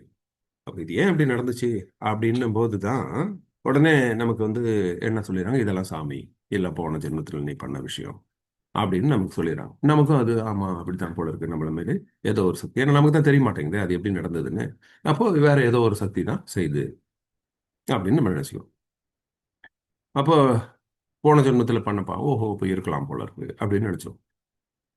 ஆனா இது இப்படிதான் நடந்தது, இதனாலதான் நடந்தது அப்படிங்கறத நம்ம புரிஞ்சுக்கிட்டோம் அப்படின்னா நமக்கு அந்த கேள்விக்கே இடம் இருக்காது. ஏன் இப்படி நடந்துச்சுன்னு நம்ம கேட்க மாட்டோம். நம்ம போய் ஏன் இப்படி நடந்துச்சுன்னு கேட்க வந்தோன்னா அவன் வந்து ஒரு உண்மைக்கு புறம்பான ஒரு கதையை சொல்லி நம்மளை நம்ப வைக்கிறான். நமக்கு அந்த கேள்வியே மனசுல இல்லை, எனக்கு தெரியும்பா எனக்கு இதனால தான் இது நடந்துச்சு அப்படின்னு நம்ம இருந்தோம் அப்படின்னா நம்ம அதை போய் நம்ம கேட்க போறதில்லை. அப்போ இந்த பத்திச்ச சமுப்பதா தான் அடிப்படை. இதை ஒருத்தர் தெரிஞ்சுக்கிட்டாங்க அப்படின்னா அவங்க வந்து கடவுளை நோக்கி போக மாட்டாங்க. கடவுளை நோக்கி போகலை அப்படின்னா அவங்க உண்மைக்கு புறம்பான விஷயங்கள்ல ஈடுபட மாட்டாங்க. அப்போ அவங்க ஏமாற மாட்டாங்க, அவங்க போய் யாரையும் ஏமாத்தவும் மாட்டாங்க. அப்போ ஒரு சமூகம் நல்லா இருக்கும். இந்த பதிச்ச சமூகத்தா அப்படிங்கிறது ரொம்ப ரொம்ப முக்கியம். இப்போ நம்ம ஏற்கனவே பார்த்தோம், துக்கம் அப்படின்னா ஒரு விரும்பியது கிடைக்காம போனாலோ அல்லது விரும்பாதது நம்ம கிட்ட வந்து கிடைச்சிச்சுனாலோ, ஸோ வேண்டுதல் அல்லது வேண்டாமல், இதுதான் துக்கத்தோட டெஃபினேஷன். இப்போ ஏன் அந்த மாதிரி விரும்புறது அதை விரும்பாம இது வேணாம் அப்படின்னு நினைக்கிறதுமே பற்று. ஒரு விஷயத்து மேல இது வேணும் அப்படின்னு நினைச்சா பற்று. ஐயோ இது நமக்கு வந்துடக்கூடாது அப்படின்னு நம்ம விரும்பினாலும் அதுவும் பற்று தான். ஏன்னா விரும்புறோம், இது வரக்கூடாதுன்னு விரும்புறோம், இது வரணும்னு விரும்புறோம். ஸோ ஆக மொத்தம் அங்க விரும்புதல், அந்த பற்று இருக்கு. இந்த பற்றுக்கு எது காரணம் அப்படின்னா பற்றுக்கு காரணம் அறியாமை. என்ன அறியாமை? அனிச்ச, அனாத்த, துக்க, இதை பத்தின அறியாமை. அனிச்ச எல்லாமே மாறும் அப்படிங்கறத பத்தின நமக்கு தெரியறதில்லை. தெரியறதில்லைன்னா என்ன, நமக்கு காதுல எல்லாம் தெரியும், நம்ம மூளை அளவு கூட தெரியும், அதை வந்து நமக்கு ஃபீல் பண்ண மாட்டோம், ஏத்துக்காத மனசு. எல்லாமே மாறும், எல்லாமே மாறிடும் அப்படின்னா ஐயோ ஏன் எனக்கு மட்டும் இப்படி நடந்துச்சுன்னு நம்ம ஏன் கேட்குறோம்? அதுதான் மாறிடுது இல்லை. இப்போ நம்ம அதை விரும்புறது இல்லை. அந்த அனிச்சாவை தெரிஞ்சாலுமே நம்ம அதை விரும்புறது இல்லை, நம்ம அதை ஏத்துக்க மறுக்கிறோம். இல்ல அது அப்படி இருந்திருக்க கூடாது, நான் நினைச்ச மாதிரி தான் நடந்திருக்கணும் அப்படின்னு, அது இஷ்டத்துக்கு நடக்கக்கூடாது அப்படின்னு. அப்போ இங்க நடக்கிறது எல்லாமே நம்மளுடைய கட்டுப்பாட்டுக்கு மீறி நடந்துக்கிட்டு தான் இருக்கும். அதை நம்ம ஏற்றுக்கொள்ளக்கூடிய அந்த மனம் இல்லாததுதான் அந்த முதல் அறியாமை, அனிச்சை. அடுத்தது அனர்த்தம். அதே வந்து நமக்கு மட்டும் ஏன் அப்படி நடக்குது அப்படிங்கிறது தான் துக்கத்தை இன்னும் பன்மடங்கு அதிகப்படுத்துது. ஒரு விஷயம் நடக்குது அப்படிங்கிறத விட அது நமக்கு நடக்குது அப்படின்னா தான் அங்க வந்து துக்கம். அப்போ அனாத்தா, இப்போ எனக்கு, நான், என்னுடைய குடும்பம் அது அப்படிங்கிற அந்த உணர்வு ஒன்று இருக்கு இல்லைங்களா, அதுவுமே வந்து உண்மை கிடையாது. ஏன்னா இது எல்லாமே மாறிக்கிட்டே இருக்கும், ஒரு ஃப்ளோ தான் அது. நம்ம எல்லாருமே யாருமே நீடித்து இருக்க போறதில்ல. நம்ம எண்ணம் மாறின உடனே நம்ம அடுத்த கணமே வேற ஆளாவே மாறிடுறோம். அப்போ எங்க அப்ப நான் எங்க இருக்கு? ஒவ்வொரு கணமும் எண்ணம் மாற மாற நம்ம ஆள் மாறிடும். அதனால தான் அந்த மனதை வந்து நம்ம தூய்மைப்படுத்த தூய்மைப்படுத்த நம்ம வந்து மாறுறோம். கல்டிவேஷன் ஆஃப் மைண்ட் அதுதான். அப்ப இன்னைக்கு நம்ம தப்பு பண்ணிட்டு இருக்கலாம். அப்ப நாளைக்குமே வந்து நான் தப்பான மனுஷன் தான் அப்படின்னு நானுமே நினைக்க கூடாது, மற்றவங்களும் என்ன நினைக்க கூடாது. நான் மாறி இருக்கலாம் இடையில. அப்ப எண்ணம் மாறினதுனால நான் வந்து வேற மாதிரி மாறிடுறேன். அப்ப அதுக்கு தான் அப்பதான் அதனால தானே போதனைகளுடைய பர்பஸே. இல்லைன்னா போதனைகள் சொல்லவே தேவையில்லையே.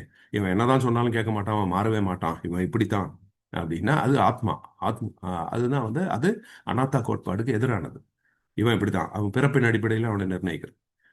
பட் யார் வேணாலும் மாறலாம். மாறின உடனே அந்த போதனைகளை கேட்டு அவங்க மனசு மாறிட்டாங்கன்னா ஆளே மாறிடுவாங்க.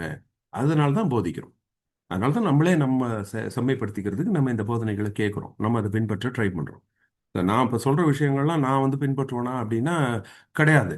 ஆனால் நான் அதை பின்பற்றணும்னு முயற்சி செய்கிறேன். அப்போ முயற்சி செய்யும்போது நான் என் மனசு மாறிட்டேன் அப்படின்னா நான் அடுத்த நாள் வேற மனுஷனாக மாறிடுறேன். அதுதான் தம்மத்துடைய பர்பஸே. அப்போ இதை நம்ம புரிஞ்சுக்கணும். இது நம்ம அப்போ அந்த அனாத்தா கான்செப்ட் இது புரியாத வரைக்கும் துக்கம் தான். அடுத்தது மூணாவது விஷயம் துக்கம். துக்கத்தோடைய ஆரிஜின் அது எப்படி உருவாகுது? ஏன்னா துக்கம்ங்கிறது நம்ம மனசுல இருக்கு.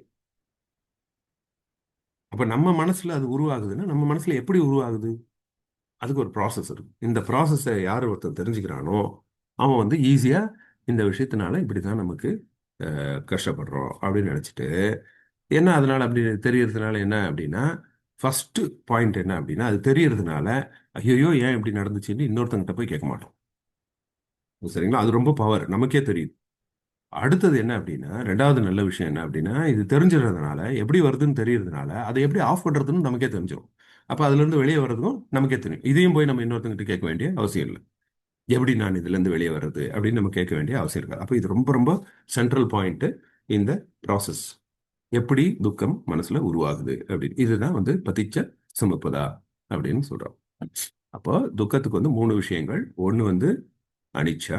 அனிச்சா பத்தின ஒரு புரிதல் இல்லாம இருக்கிறது. அப்புறம் அனாத்தா. அதாவது நம்ம எல்லாமே சேஞ்சிங் மைண்ட் சேஞ்ச் ஆனா ஒரு மனுஷன் சேஞ்ச் ஆயிடுறான் அப்படிங்கிறத நம்ம வந்து புரிஞ்சுக்கிறது இல்லை. அதாவது அது ஒரு பேச்சளவுல ஒரு காது கேட்கிற அளவுல வந்து அதுக்கு ஆமா அப்படின்னு என்ன ஏத்துக்கிறோமே வரைய மனசு ஆழ் மனசுல இருந்து அதை உணர்ந்து நம்ம ஏத்துக்கிறோமா அப்படின்னா கிடையாது. அது ஆனா பிராக்டிஸ்ல வரும். அப்போ மைண்ட் சேஞ்ச் ஆயிடுச்சுன்னா அவன் மனுஷனே மாறிடுறான். அப்போ ஏன் நம்ம அவனை வந்து ஏற்கனவே இருந்த விஷயத்தை வச்சு ஜட்ஜ் பண்ணணும், அசஸ் பண்ணணும்? ஏன் அந்த ப்ரெஜுடிஸ் மனசுக்குள்ள அப்படி இருக்கணும் அப்படிங்கிற ஒரு ஃபீல் வரும். அடுத்தது அனிச்சா. எல்லாமே மாறதானே செய்யும். மைண்ட் மாறினோடனே மனுஷன் மாறுறான். அப்ப எல்லாமே நம்ம சுற்றி இருக்கிற விஷயங்களும் மாறிட்டே இருக்கும். சீசன்ஸ் மாறுது, அதாவது பருவ காலங்கள் மாறுது. அப்போ எல்லா விஷயங்களுமே மாறுது அப்படிங்கிறது புரியும். அதுக்கப்புறம் மூணாவது லா ஆஃப் டிபெண்ட் ஆர்கனைசேஷன் பதிச்ச சமபதா. ஓகே, இந்த பதிச்ச சமபதாவை பார்ப்போம். இந்த பதிச்ச சமபதாங்கிறது 12 நிதானம், 12 விஷயங்களுடைய ஒரு தொடர் சங்கிலி தான். அது எங்க இருந்து இப்போ ஆரம்பிக்குது அப்படின்னா நமக்கு வந்து பிணி மூப்பு மரணம் அப்படின்னு சொல்றோம் இல்லைங்களா? அந்த பிணி மூப்பு மரணம் ஜர மரணம் ஏஜிங் அண்ட் டெத். அந்த இடத்துல வந்து நம்ம ஆரம்பிக்கிறோம். இந்த ஏஜிங் அண்ட் டெத்து தான் முதல் துக்கம் துக்கம் அப்படின்னு நம்ம கண்ணுக்கு தெரியறது. அண்ட் டிசீஸ் பிணி மூப்பு மரணம் ஜர மரணம். இப்போ ஏன் இந்த ஜர மரண அப்படிங்கிறது எதை குறிக்குது? நமக்கு அந்த ஆஹ், இது வந்து நம்ம ரெண்டு வகையில பார்க்கணும். ஒன்று மனசு, இன்னொன்று உடல். நாம ரூப. மனசுல ஒரு சில விஷயங்கள் ஜரமரணம் அடையும், உடலும் ஜரமரணம் அடையும். உடல்லையும் வியாதி வரும். நமக்கு வந்து ஆஹ், வயது மூப்பு, உடல் வந்து வயசாகும், அதுக்கப்புறம் இறந்து போகும். இது வந்து உடல் ரீதியாக பார்க்கணும். இப்போ எந்த பௌத்தத்தை பொறுத்த வரைக்கும் ஒரு மனிதன் அப்படின்னா நாம ரூப, மைண்டு பிளஸ் பாடி. மைண்ட் பாடி ரெண்டுமே க்ளோஸ்லி ரிலேட்டட். ஒரு பாடி இருந்தால் தான் அந்த இடத்துல மைண்டு வேலை செய்யும். மைண்டு வேலை செய்யலைன்னா அது பாடி இருந்தோ அது ஜடம், அவ்வளோதான். அப்போ இந்த இடத்துல நம்ம வந்து மைண்டுக்கும் பாடிக்கும் இந்த விஷயத்தை அப்ளை பண்ணி பார்க்குறோம். ஜர மரணம். ஏன் ஜர மரணம்? ஜர மரணக்கு முன்னாடி ஜதி, பிறப்பு. அதுக்கு முன்னாடி பவ. பவங்கிறது ஒரு விஷயம் பிறக்கிறதுக்கு முன்னாடி உருவாகும். அதுக்கு முன்னாடி உபாதனை. அது ஒன்று ஒட்டி ஒன்னோடு ஒன்று ஒட்டினாதான் அது உருவாகவே செய்யும். ஏன்னா எல்லாமே கூட்டு பொருட்கள், காம்பவுண்டு ஃபேக்டர்ஸ். அது மனதளவில் ஒரு விஷயம் உருவானாலும் சரி, இல்லை உடல் அளவில் ஒரு பொருள் உருவானாலும் சரி, அது நிறைய விஷயங்கள் ஒரு கூட்டு தொகுப்பு தான். ஸோ அது கிளிங்கிங். அதுக்கு முன்னாடி அப்போ தன்ஹா. தன்ஹாங்கிறது கிரேவிங், தாகம். அது ரெண்டும் ஒண்ணா சேரணும்னா அதுக்கு ஒன்னோடு ஒன்று ஒட்டி கொள்ளக்கூடிய தன்மை இருக்கணும். அது ரெண்டும் ஈர்ப்பு சக்தி இருந்தால் மட்டும்தான் ஒட்டும். நீங்க தண்ணியும் எண்ணெயும் கொண்டு போய் ஒட்ட வைக்க முடியாது. அப்போ அந்த மாதிரி ஒட்டக்கூடிய பொருட்கள் தான் ஒண்ணா சேர்ந்து ஒட்டும். அதுதான் வந்து தன்ஹான்னு சொல்லும். அதுக்கப்புறம் அதுக்கு முன்னாடி வேதனை. அப்படி அது ஒட்டுது அப்படின்னா அது ரெண்டையும் ஒட்டுக்குள் அந்த ஈர்ப்பு சக்தி இருக்கிறதுனால அது வந்து ஒட்டுது. அது வந்து அங்க அதை வந்து ரீடைன் பண்ணக்கூடிய அந்த கெப்பாசிட்டி ரெண்டும் ஒட்டிக்குது அப்படின்னா அது ஒரு சுகமா இருந்தால் மட்டும்தான் அது ஒட்டும். அது தெறித்து போடக்கூடிய ஒரு நிலைமை எதிர்ப்பே இருந்துச்சுன்னா அது ஒட்டாது. இப்போ காந்தத்தோடைய நார்த் பிளஸ் நார்த் ரெண்டையும் ஒண்ணா வச்சோம்னா தள்ளிக்கிட்டே தான் இருக்கும். அப்படி இருந்தால் அது ஒட்டவே ஒட்டாது. அப்போ அங்க வந்து ஒரு ஈர்ப்பு சக்தியும் அதனால இருக்கக்கூடிய ஒரு ஒட்டு உணர்வும் இருக்கும், ஃபீலிங். அது ஏன் வரும் அப்படின்னா அது ரெண்டும் வந்து இணைய வைக்கும்போது தான் அந்த ஃபீலிங்கே வரும். அது ஃபர்ஸ்ட். அப்போ இணைய வைக்கணும்னா அதுக்கான உணர்வுகள் இருக்கணும். அந்த உணர்ச்சிக்கான உறுப்புகள் சலாயத்தனம். அப்புறம் அந்த சலாயத்தன உணர்ச்சிக்கான உறுப்புகள் இருக்கணும் அப்படின்னா ஒரு உருவம் இருக்கணும். அதாவது ஒரு உயிரினம் இருக்கணும். அது நாமரூப. அந்த நாமரூபம் மட்டும் இருந்தா பத்தாது. அது வெறும் ஒரு உடல் மனசு மட்டும் இருந்தா பத்தாது. அந்த மனசுல ஒரு உணர்வு தோன்றணும். அது கான்சியஸ்னஸ், விஞ்ஞானம். அதாவது சென்டியன்ட் லிவிங் பீயிங், அதாவது உணர்ச்சி உள்ள ஒரு உயிரினம். Sentient living being. அப்போ உணர்ச்சி அப்படிங்கிறது கான்சியஸ்னஸ். அந்த கான்சியஸ்னஸ் எப்படி வருதுன்னா முந்தைய அனுபவங்களினால் விளையக்கூடிய அபிப்பிராயங்கள்னால வருது. அது சங்காரா. அந்த முந்தைய அனுபவங்கள்லேருந்து வரக்கூடியதை ஏன் அவன் ஒரு உணர்வா உருவாக்கிக்கிறான் அப்படின்னா அது அவிச்சா, அறியாமையினால. அப்போ ஆக மொத்தம் அறியாமையினால தான் இந்த துக்கம் வருது அப்படின்னு கண்டுபிடிக்கிறோம்.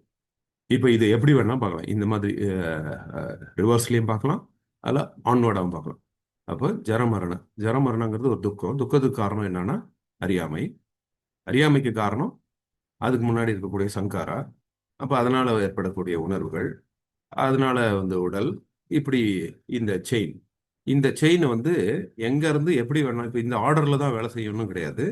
அது வந்து குறுக்க கூட திடீர்னு வேலை செய்ய ஆரம்பிக்கும். இப்போ இந்த ப்ராசஸை நம்ம வந்து புரிஞ்சுக்கிறது தான் பத்திச்ச சமூகம். கொஞ்சம் டிஃபிகல்ட் இது. அதுலேயும் இந்த பாலி வார்த்தைகள் இதெல்லாத்தையும் இப்போ நீங்கள் இதெல்லாமே மனப்பாடம் பண்ணணும்னு நினைக்க வேண்டாம். நான் வந்து அதை சுருக்கமாக வேற ஒரு மெத்தடில் இப்போ நான் சொல்கிறேன். இப்போ நான் சொன்னது வந்து இந்த பாலி வார்த்தைகள். அது அப்படி இருக்கு, கொடுக்கப்பட்டிருக்கு அப்படிங்கிறதுக்காக நான் சொல்றேன். ஜப ஜரமரண ஜதி பவ உபாத்தன தன்ஹா வேதனா ஃபஸ்ஸா சலாயத்தன நாமரூப விஞ்ஞான சங்காரா அவிஜ்ஜா. இப்போ இது ஒவ்வொன்றுமே அவிஜ்ஜ பச்சைய சங்காரா. அவிஜயனால இக்னோரனால சங்காரா வருது, இக்னோரன்ஸ்னால சங்காரா வருது. அவிஜ்ஜ பச்சைய சங்காரா. பச்சையனா அதுல இருந்து இது வருது. அதே மாதிரி சங்கார பச்சைய விஞ்ஞானா. விஞ்ஞான பக்ஷய நாமரூப. நாமரூப பச்சைய சலாயத்தனா. அப்படி பச்சைய பச்சையன்னு ஒவ்வொரு இதுலையும் சேர்த்துட்டே வந்தோம் அப்படின்னா இதுதான் பதிச்ச சமப்பதா, அந்த சுட்டா. ஓகே, இப்போ நம்ம வந்து இதை எப்படி புரிஞ்சுக்கிறது அப்படின்னு ஒரு ப்ராக்டிக்கலா ஒரு சின்ன உதாரணத்தோட சொல்றேன். ஓகே, நாம ரூப மைண்ட்ல இந்த விஷயம் எப்படி உருவாகுது, ஒரு துக்கம் எப்படி உருவாகுது, உடல் அளவுல ஒரு துக்கம் எப்படி உருவாகுது அப்படிங்கிறத நம்ம பார்த்தோம் அப்படின்னா நமக்கு வந்து ஈஸியா புரிஞ்சிடும். ஓகே, ஃபர்ஸ்ட் இப்போ நம்ம வந்து உடல் அளவில் பார்த்தோம் அப்படின்னா எதை துக்கம்னு சொல்கிறோம்? நமக்கு உடம்பு சரியில்லாமல் போயிடுச்சுன்னா, அல்ல மனசு சரியில்லாமல் போயிடுச்சுன்னா, அதுதான் பினி. ஒரு டிசீஸ் அப்படின்னா disease of the mind, disease of the body. மனசு சரியில்லைனாலோ அல்லது உடம்பு சரியில்லைனாலோ அது நம்ம துக்கம். அடுத்தது நமக்கு வயசாயிடுது, ஏஜிங். ஏஜிங் ப்ராசஸ் வந்துச்சுன்னா நம்ம வந்து அது கஷ்டப்படுறோம். ஐயோ வயசாயிடுச்சு. வயசாகிறதுனால நமக்கு வந்து நம்ம அந்த அழகு போயிடுது, தோற்றம் போயிடுது, நம்ம வேகமாக நடக்க முடியல, நம்மளோட உடல் வலிமை இழந்துருது. அப்போ இதெல்லாம் வந்து ஏஜிங், அது ஒரு துக்கம். இறந்து போயிட்டானாலும் துக்கம். வீட்டில் யாராவது இறந்துட்டாங்கன்னா, நமக்கு அன்புக்குரியவர்கள் இறந்துட்டாங்கன்னா, இல்லை நமக்கே ஐயோ சத்ருவமோ அப்படிங்கிற பயம் ஒரு துக்கம். அப்போ இந்த மூணு தான் துக்கம். உடல் அளவில் பார்த்தோம் அப்படின்னா ஒரு மனுஷனுக்கு இதுதானே துக்கம். பிணி, மூப்பு, மரணம். இது இல்லைன்னா அவனுக்கு உடல் ரீதியான எந்த ஒரு துக்கமும் கிடையாது. அப்போ இந்த பிணி, மூப்பு, மரணம் இது ஏன் வருது அப்படின்னா ஒரு குழந்தை பிறந்துச்சுனாலே அது இந்த மூணை சந்திக்கணும். அப்போ எந்த ஒரு மனுஷன் பிறந்துட்டானாலே அவன் வந்து இதை அனுபவிச்சு தான் ஆகணும். அப்போ இந்த ஜர மரண அப்படிங்கிறது பிறந்த எல்லாருமே அதை அனுபவிச்சு தான் ஆகணும். இதை மாற்றவே முடியாது. அப்போ அதுக்கு என்ன காரணம் அப்படின்னா நீ பிறந்தது தான் காரணம்.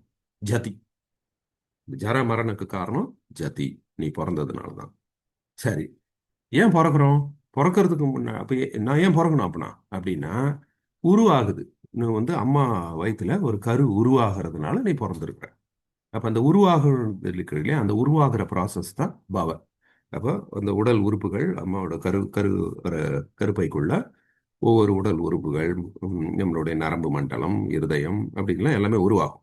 இந்த உருவாகிறது பேர் தான் பவ. இல்லையா? அந்த உருவாகலைன்னு வச்சுக்கோங்க, கருப்பையில கர்ப்பப்பையில அந்த உறுப்புகள்லாம் ஒழுங்கா உருவாகலைன்னா அபார்ஷன் ஆயிடும். அது அப்படியே நம்ம பிறந்தே இருக்க மாட்டோம். அப்ப அது சரியானபடி அங்க உருவாக்கம் நடந்திருக்கு, பவ நடந்திருக்கு. அப்போ ஜர மரண வரணும்னா ஜதி இருக்கணும், பிறந்திருக்கணும். பிறந்திருக்கணும்னா கரு உருவாயிருக்கணும், பவ நடந்திருக்கணும். பவ நடக்கணும்னா, அதாவது கரு உருவாகணும்னா, அப்ப ஏன் கரு உருவாகுது அப்படின்னா அங்க வந்து ஆஹ், அந்த ஜைகோட், அதாவது ஆஹ், என்ன சொல்றது, அந்த கரு, அதாவது ஆண் விந்துல இருந்து வரக்கூடிய அந்த ஸ்பெர்ம் பிளஸ் பெண் கிட்ட இருந்து வரக்கூடிய சினை முட்டை, இது ரெண்டும் ஒண்ணா ஒட்டி ஒரு ஜைகோட் கருமுட்டை உருவாகி அந்த கருமுட்டை வந்து கர்ப்பப்பை மேல ஒட்டணும். அப்படி ஒட்டி இருந்தா மட்டும்தான் கருவே உருவாகும். அது ஒட்டலை அப்படின்னா கரு தரிக்காது, கரு தரிக்க மாட்டாங்க. அப்போ இங்க வந்து அந்த ஜைகோட் வந்து கர்ப்பப்பையில ஒட்டுச்சு, அதனாலதான் உருவாகுது. ஓகே, அப்போ அதை ஒட்டணும். இது பேரு கிளிங்கிங். கிளிங்கிங்னு உபாதனா. அப்ப என்ன ஆகுது? ஜர மரணம், ஒரு பிணி மூப்பு மரணம் வரணும்னா ஜதி இருக்கணும், பிறந்திருக்கணும். பிறந்திருக்கணும், அதுக்கு முன்னாடி உருவாகி இருக்கணும் கரு. அது உருவாகணும்னா அந்த கரு முட்டை வந்து ஒட்டி இருக்கணும். கிளிங்கிங் உபாதனா. இப்ப 4 வந்துருச்சுங்களா? ஜரமரண, ஜதி, பவ, உபாதனா. சரி, ரைட். இப்ப ஏன் அந்த மாதிரி அந்த சைகோட் வந்து ஒட்டணும்? அது ஏன் ஒட்டணும் அப்படின்னா, அது ஒட்டுறதுக்கு முன்னாடி நமக்கு வந்து தன்ஹா, அதாவது அந்த ஸ்பெர்ம், ஆண் கிட்ட இருந்து வரக்கூடிய அந்த ஸ்பெர்மும் பெண்ணு கிட்ட இருந்து வரக்கூடிய கருமுட்டையும் ரெண்டும் ஒன்னோட ஒண்ணு வந்து ஈர்க்கப்படணும். அப்படி அது ஈர்க்கப்படலை அப்படின்னா அங்க வந்து அந்த கருமுட்டையே உருவாகாது. அப்ப இது ரெண்டும் ஈர்க்கப்படணும்னா அந்த ஒரு ஈர்க்கும் சக்தி, அது வந்து தன்ஹான்னு சொல்றது. இது ரெண்டும் வந்து ஒன்னா, ஏன்னா அத்தனை ஸ்பெர்ம் வரும், அது எல்லாமேவா வந்து இருக்காது, ஒரே ஒரு ஓவம் மட்டும்தான் இருக்கும். அப்ப ஏதோ ஒண்ணு மட்டும் அதுல ஒரு அட்ராக்டிங் ஃபோர்ஸ் இருந்திருக்கு, அதனாலதான் அது போய் ஒட்டி இருக்கு. அது ஒட்டி இருக்கிறதுனாலதான் அந்த ஜைகோட்டே உருவாகுது. அப்ப இங்க அந்த ஒரு ஈர்க்கும் சக்தி தேவைப்படுது. அப்ப அதாவது இது இன்னும் ஒரு புரிஞ்சுக்கணும் அப்படின்னா, ஒரு ஆண் பிளஸ் ஒரு பெண், இவங்க ரெண்டு பேரும் ஈர்க்கப்படணும். ஈர்க்கப்பட்டா மட்டும்தான் அந்த இடத்துல ஒரு கரு உருவாகிறதுக்கான வாய்ப்பே இருக்கு. அப்ப இந்த ஈர்க்கும் சக்தி இருக்கு இல்லையா, இது தன்ஹா. அப்ப எப்படி வருதுன்னா, ஜரமரணல இருந்து ஜதி வந்துச்சு. ஜதியில ஜதி வரணும்னா பவ இருக்கணும், பவ இருக்கணும்னா அதுல ஒட்டணும், கிளிங்கிங் உபாதனா இருக்கணும், உபாதனா இருக்கணும்னா அதுக்கு முன்னாடி ரெண்டும் ஈர்க்கணும். அப்போ தன்ஹா இருக்கும். இப்ப தன்ஹா இருந்துச்சுன்னா மட்டும்தான் இது ரெண்டும் ஒண்ணா சேரும். சரி, ரைட்டு. அப்ப தன்ஹா இருக்கணும் அப்படின்னா, தன்ஹா ஏன் வருது? இப்ப தன்ஹா வரணும் அப்படின்னா உங்களுக்கு அதுக்கு முன்னாடி அதுல ஒரு ஃபீலிங் இருக்கு. இப்ப ஆணும் பெண்ணும் இணையணும் இல்லையா? அப்ப இணையணும் அப்படின்னா அவங்களுக்குள்ள ஒரு நல்ல ஃபீல் இருந்தா மட்டும்தான் அவங்க இணைய முடியும். அதனாலதான் அவங்க இணையறாங்க. இப்ப அந்த ஃபீல் அங்க இல்லை அப்படின்னா அங்க இணைதலே வராது. இப்ப பாக்குற எல்லா ஆணும் பெண்ணும் இணையறது கிடையாது. அவங்களுக்குள்ள ஏதோ ஒரு ஈர்ப்பு சக்தி இருக்கு. அப்ப ஈர்ப்பு சக்தி இருந்தா மட்டும்தான் அது இணைய முடியும். அப்ப அதுக்கு முன்னாடி என்ன வருது? அந்த ஃபீலிங் வருது, வேதனை. ஒரு நல்ல சுகமான ஒரு ஃபீலிங் இருந்தா மட்டும்தான் இது சேரும். இப்ப இந்த சுகமான ஃபீலிங்கை வந்து என்ன சொல்றோம்? வேதனான்னு சொல்றோம். அப்போ திருப்பி இப்படியே ரிவர்ஸ்ல போகணும்.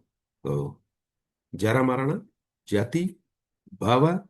அதுக்கு முன்னாடி வந்து பவ வரணும்னா கிளிங்கிங் உபாதனா, உபாதனா வரணும்னா தன்ஹா. ரெண்டு பேருக்கும் ஒரு ஈர்ப்பு சக்தி இருக்கணும். ஈர்ப்பு சக்தி ஏன் வருதுன்னா அதனால ஒரு சுகமான ஃபீலிங் இருக்கனால தான் ஈர்ப்பு வருது. அப்ப அது நேரா வேதனா வரைக்கும் வந்துருச்சு, வேதனை. ஓகே, இப்போ வேதனை ஏன் வருது, அந்த ஃபீலிங் ஏன் வருது? ஏன்னா ரெண்டு பேரும் இணையும் போது அந்த உணர்வு, ஒரு பார்க்கறதுனால கிடைக்கிறதோ அல்லது தொடர்றதுனால கிடைக்கிறதோ அல்லது ஈவன் ஸ்மெல் வந்தாலும் ஒரு சந்தோஷம் உள்ள வந்துடுது. அப்போ நமக்குள்ள அந்த உணர்வுகளை தூண்டக்கூடிய அந்த விஷயம் இருக்கு. அப்போ அது ரெண்டு கான்டாக்ட், ரெண்டுமே கான்டாக்டே பண்ணலன்னு வச்சுக்கோங்களேன், அப்போ வந்து அந்த ஈர்ப்பு வராது. அவங்க ரெண்டு பேரும் ஒண்ணா இணையறதுக்கு அதுக்கு முன்னாடி அந்த ரெண்டு உணர்வுகளும் சந்திச்சு டச் பண்ணணும். அந்த பார்வை இந்த பார்வையும் டச் ஆகணும். அவங்களோட உடல் இந்த உடலோட தொடரும். அப்பதான் அந்த தொடு உணர்வு, அது கான்டாக்ட். அதுக்கு பேரு ஃபஸ்ஸா. அப்போ ஃபர்ஸ்டா இப்போ இந்த வேதனை, அந்த ஃபீலிங் எதனால வருதுன்னா ரெண்டும் தொட்டுக்கிறதுனால வருது. அது உடல் அளவில் தான் தொடணும், இல்லை மனசு அளவில் அல்லது ஈவன் மைண்ட் அளவில் தொட்டா கூட போதும். அப்போ அவங்கள பற்றி நினைக்கும் போது ஒரு சந்தோஷம் வருது. அப்போ உடனே இணையறாங்க, இணையணும்னு நினைக்கிறாங்க. அப்போ இணையணும்னு நினச்ச உடனே இந்த பாவா வருது. ஓகே.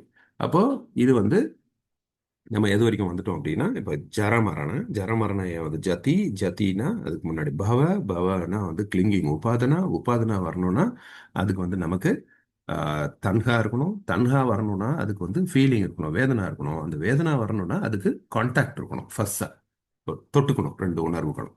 அப்போ ஃபஸ்ஸா வருது. அப்போ ஃபஸ்ஸா வந்தா இந்த உணர்வு, தொடு உணர்வு வருது. எதனால வருது? ஏன்னா அந்த உணர்வுக்கான உறுப்புகள் இருக்கு நம்ம உடம்புல. தொடு உணர்வு, பார்வை உணர்வு, செவி உணர்வு, இது இந்த ஐம்புலன்கள் இருந்தால் மட்டும்தான் அது. ஐம்புலன்களும் இல்லைன்னா இந்த ஆணையும் பெண்ணையும் இணைச்சிருக்காது இல்லையா? அப்போ அந்த ஐம்புலன்கள் பேர் தான் சலாயத்தனான்னு சொல்றோம். இந்த ஐம்புலன்களும் எப்படி இருக்கணும்னா என்ன வேணும்? அதுக்கு ஒரு பாடி, ஒரு மைண்ட் இருக்கணும், ஒரு உருவம் இருக்கணும், நாம ரூபா. அப்போ அந்த நாம ரூபா இருந்தால் தான் அந்த ஐம்புலன்களும் இருக்கும். அப்போ ஒரு ஆளை பார்க்கணும், ஒரு ஆள்னு இருக்கணும். ஒரு பெண்ணுன்னு இருந்தால் தான் அந்த ஆண் போய் அதை பார்க்க முடியும். ஒரு ஆணுன்னு இருந்தால் தான் அந்த பெண் பார்க்க முடியும். அப்போ அந்த உருவம் தேவைப்படுது நமக்கு. உருவமும், அப்போ உருவம்னா அது ஒரு பாடி ப்ளஸ் மைண்டு, நாம ரூப. அப்போ இந்த நாம ரூப அப்படிங்கிறது அது எதனால வருது அப்படின்னா, வெறும் நாம ரூபம் இருந்தா, ஒரு வெறும் ஆஹ், ஒரு ஜடம் மாதிரி இருந்தா அங்க இருக்காது இல்லையா? அதுல ஒரு உணர்வு இருக்கணும். அந்த உணர்வு இருந்தா மட்டும்தான் அந்த நாம உடலுக்கே வந்து ஒரு அஹ், அடையாளம் கிடைக்கும். இப்ப நம்ம எத்தனையோ ஆண் பெண் பார்க்குறோம். ஆனா நமக்கு இவங்க அப்படிங்கிற அந்த ஒரு ஃபீல் வருது இல்லையா? அதான் கான்சியஸ்னஸ், அந்த விஞ்ஞானம். அப்போ விஞ்ஞானம் இருக்கணும். அப்போ அது விஞ்ஞானம் இருந்ததுன்னா மட்டும்தான் நமக்கு வந்து அப்போ ஓ இவங்க நமக்கு வேண்டியவங்க அப்படின்னு வந்த பிறகுதான் நம்ம அவங்கள நெருங்குறோம். நெருங்கும் போது தான் நம்மளுடைய உணர்வுகள் மீட் ஆகுது. உணர்வுகள் மீட் ஆகும்போது தான் நமக்கு அந்த ஆசை பிறகுது. ஆசை பிறக்கும் போது தான் ரெண்டு பேரும் இணையிறோம். இணைந்த பிறகுதான் ஒரு கருமுட்டை போய் கர்ப்பப்பையில ஒட்டுது. அதுக்கப்புறம் அது குழந்தையா உருவாது. இப்படியே வருது. அப்போ இது எது வரைக்கும் வந்திருக்கு அப்படின்னா விஞ்ஞானம் வரைக்கும் வந்துருச்சு. இந்த விஞ்ஞானம் இப்ப இவங்க இப்படிதான், இந்த பெண் நமக்கான பெண் அப்படிங்கிறது எதை வச்சு வருதுன்னா, அதுக்கு முன்னாடி நமக்கு ஒரு சில விஷயங்களை சொல்லி கொடுத்துருப்பாங்க இல்லையா? ஓ இதுதான் நம்ம கல்யாணம் பண்ணிக்கிற பொண்ணு பொண்ணு இல்ல, இந்த பொண்ணு பார்த்தா அழகா இருக்கும். இப்போ அந்த அழகுங்கிறது எதை வச்சு வருது? நமக்கு வந்து வெள்ளையா இருக்கணும், மூக்கு நல்லா ஷார்ப்பா இருக்கணும். இதெல்லாம் எதை வச்சு வருது? ஏற்கனவே நமக்கு கற்பித்தவை தான். அது இல்லைன்னா நமக்கு இது அழகு, இது நம்ம பொண்ணு, இது நம்ம கல்யாணம் பண்ணிக்க போற பொண்ணு, இது நம்ம தங்கச்சி, இது அக்கா அப்படிங்கிறதுல எதை வச்சு வருது? ஏற்கனவே நமக்கு சொல்லிக் கொடுக்கப்பட்டிருக்கு. இந்த ஏற்கனவே சொல்லிக் கொடுக்கப்பட்டிருக்கை தான் சங்காரம். அப்ப இந்த சொல்லிக் கொடுக்கப்பட்ட இருக்கிற விஷயங்களை வச்சு தான் நம்ம வந்து அதை எடுத்துக்கிறோம். அப்ப இது வந்து எதனால இந்த கான்சியஸ்னஸ் வருது? நமக்கு உணர்வுகள், இது நமக்கு ஏத்த பொண்ணு அப்படின்னு எப்படி வருது? அது அதுக்கு முன்னாடி இருக்கக்கூடிய ஒரு சில விஷயங்கள்னால வருது. அந்த அதுக்கு முன்னாடி இருக்கக்கூடிய விஷயங்கள் எதனால வருது அப்படின்னா, அது வந்து இந்த ஃபார்மேஷன், இந்த சங்காரா வரணும்னாலே அது ஒரு சில இக்னரன்ஸ், விஞ்ஞானம் அப்படிங்க. இப்ப இதை எப்படி குழந்தை விஷயத்துல நான் சொல்றேன். இப்போ ஒரு ஆண் பெண்ணு கல்யாணம் பண்ணிக்கிறாங்க. கல்யாணம் பண்ண பிறகு ஓகே, அங்க ஒரு ஆண் பெண்ணு பார்க்குறாங்க. பார்த்த உடனே அவங்களுக்கு வந்து ஒரு ஆணுங்கிற ஒரு உருவம் இருக்கு, பெண்ணுங்கிற ஒரு உருவம் இருக்கு. ரெண்டுமே உணர்வுள்ள உருவம். ஸோ அப்போ வந்து கான்சியஸ்னஸ் உள்ள ஒரு நாம ரூபா ஆண் பெண் இருக்கிறாங்க. இந்த ஆண் பெண்ணோட ஒரு ரெண்டு பேரும் கான்டாக்ட் வருது, தொடர்பு ஏற்படுது. தொடர்பு ஏற்படுறதுனால ஒரு சுகமான ஃபீலிங் வருது. அந்த சுகமான ஃபீலிங்னால அவங்களுக்கு வந்து ஒரு இணைதல் நடக்குது. இணைதல் நடந்த உடனே ஒரு கரு உருவாகுது. கரு உருவான உடனே குழந்தை உருவாகுது. குழந்தை பிறகுது. அந்த குழந்தை வந்து பிறப்பு, பிணி, மூப்பு, மரணத்தை சந்திச்சு தான் ஆகணும். இதுதான் இந்த சைக்கிள். அப்போ இங்க எங்க வந்து வந்து வந்திருக்குன்னா இந்த ஆண் பெண். இப்போ இந்த ஆணும் பெண்ணும் ஒரு குழந்தைய பெற்றுக்கிறாங்க அப்படின்னா அவங்களுக்கு வந்து அதுக்கு முன்னாடி இந்த ஆண் பெண் ஈர்ப்புக்கு வர்றதுக்கு முன்னாடி என்ன காரணம் இருக்கு அப்படின்னா, இவங்களுக்கு வந்து ஒரு சில விஷயங்களை பத்தின ஒரு அறியாமை இருக்கு. அதனால தான் ஒரு குழந்தைய உருவாகுது. எதனால, என்னென்ன அறியாமை அப்படின்னு நான் சொல்றேன் பாருங்க. அனிச்ச, அனத்த, துக்க, இது ரெண்டும் பார்த்துப்போம். இப்போ வந்து அனிச்ச அனிச்ச அப்படின்னா, இப்போ இதெல்லாமே மாறிக்கிட்டே இருக்கும் அப்படின்னு நம்ம நினைக்கிறோம்னு வச்சுக்கோங்க. அதாவது அஹ், இப்போ இந்த இந்த இப்போ ஒரு ஆண் பெண் இவன் வந்து எப்போ வேணாலும் விட்டுட்டு போயிடுவான் அப்படின்னா ஒரு அனிச்ச அப்படி இருந்ததுன்னா அவங்க வந்து குழந்தை பெற்றுக்கிறதுக்கு சம்மதிப்பாங்களா யாராவது? இப்போ நம்ம ரெண்டு பேரும் சேர்ந்து வாழ போறோம், ரெண்டு பேரும் ஒண்ணா தான் இருக்க போறோம் அப்படிங்கிற அந்த ஃபீல். இது வந்து இம்பர்மனன்ட். இதெல்லாம் சும்மா நம்ம இன்னைக்கு சந்திச்சுக்கோ நாளைக்கு பிரிஞ்சிருவோம் அப்படின்னா யாரும் வந்து குழந்தை அளவுக்கு ஒரு ரிலேஷன்ஷிப்பை டெவலப் பண்ணிக்க மாட்டோம்.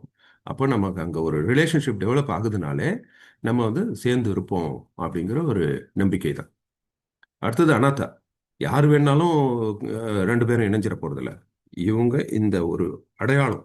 இவங்க நம்ம கூட இருப்பாங்க, இவங்க நமக்கு நம்மளோடவங்க அப்படின்னா. இவங்க யார் கூட வேணாலும் இவன் இருப்பான் அப்படின்னா அவங்களோட சேர்ந்து குழந்தைய பெற்றுக்கிறதுக்கு யாரும் விரும்ப மாட்டாங்க. அப்போ அங்க நமக்கானவங்க அப்படிங்கிற அந்த ஃபீல் வரணும். அப்படி வந்தா மட்டும்தான் இதுல இந்த ப்ராசஸே ஆரம்பிக்கும். அடுத்தது, குழந்தை பெத்துக்கிட்டா குழந்தையே தொல்லை தான். குழந்தை பெத்துக்கிட்டாலே நமக்கு ரொம்ப பெரிய பிரச்சனை இருக்கும் அப்படின்னா யாராவது குழந்தை பெத்துக்குவாங்களா? அப்போ குழந்தைய வந்து ஒரு சந்தோஷமான நல்லது கொடுக்கக்கூடிய ஒரு விஷயம் அப்படின்னு நம்ம நினைச்சா மட்டும்தான். அப்போ இந்த அனிச்சா அனத்த துக்க இது மூணும் நம்ம வந்து யார் இப்போ அனிச்சா எல்லாமே மாறிடும்பா, இவன் வந்து நம்ம வந்து சேர்ந்து வாழவே போறதில்ல அப்படின்னு நினைச்சாலும் யாரும் குழந்தைய உருவாக்கிக்க மாட்டாங்க. இவன் நமக்கானவன் இல்லை, இவன் வருவான் போவான் அப்படின்னாலும் யாரும் குழந்தைக்கான ப்ராசஸ்ல இறங்க மாட்டாங்க. அதே மாதிரி இந்த குழந்தை பெற ப்ராசஸ்ல நம்ம போனோம்னா அந்த குழந்தை நமக்கு தொல்லை கொடுக்கும், நம்மளே அது கொன்னுடும், நமக்கு அது தொல்லை அப்படின்னு நினைச்சாலும் யாரும் குழந்தைய பெற்றுக்க போறதில்ல. இதை மீறும் போது தான் நம்ம வந்து குழந்தைய உருவாக்கிக்கிறோம். அப்ப இதுதான் அனிச்ச அனத்த துக்க. இது மூணு விஷயமும் நம்ம வந்து இல்லை அதுக்கு ஆப்போசிட்டா யோசிக்கிறோம். அனிச்ச கிடையாது, நம்ம எல்லாம் சேர்ந்தா இருக்க போறோம். அனாத்தா கிடையாது, இவர் எப்போ வேணாலும் போயிடும், இது நமக்கு மட்டும்தான், இவன் நமக்கானவன், இவள் நமக்கானவள் அப்படின்னு நினைக்கும் போது தான் அந்த இணைப்பே வரும். ஒரு குழந்தைங்கிறது சந்தோஷம் கொடுக்கும், அது துக்கத்தை கொடுக்காது அப்படின்னு நம்ம நினைச்சோம் அப்படின்னா மட்டும்தான் இந்த ப்ராசஸே ஆரம்பிக்குது. இப்போ இந்த விஷயத்தை மட்டும் இப்படி பார்த்துப்போம். இது அடுத்தது எப்படி நமக்கு அன்றாட வாழ்க்கையில மைண்டு சம்பந்தமா அதை கொண்டு போக போறோம் அப்படிங்கிறத நான் நெக்ஸ்ட் வீக் சொல்றேன். இது வந்து இந்த ப்ராசஸ் மட்டும் அப்படியே நம்ம ஓரளவுக்கு புரிஞ்சுக்கிட்டோம். இப்போ இது வந்து ஒரு உடல் அளவுல இந்த பதிச்ச சமுப்பதாவை நீங்க அப்ளை பண்ணணும்னா இப்படிதான். ஜர மரணம். ஜர மரணம் அப்படிங்கிறது பிணி மூப்பு மரணம். பிணி மூப்பு மரணம் வரும்னாலே அப்ப அதுக்கு என்ன காரணம்? குழந்தை பிறந்தாலே இந்த மாதிரி தான் வரும். குழந்தை பிறக்கணும்னா அது கரு உருவாகும்.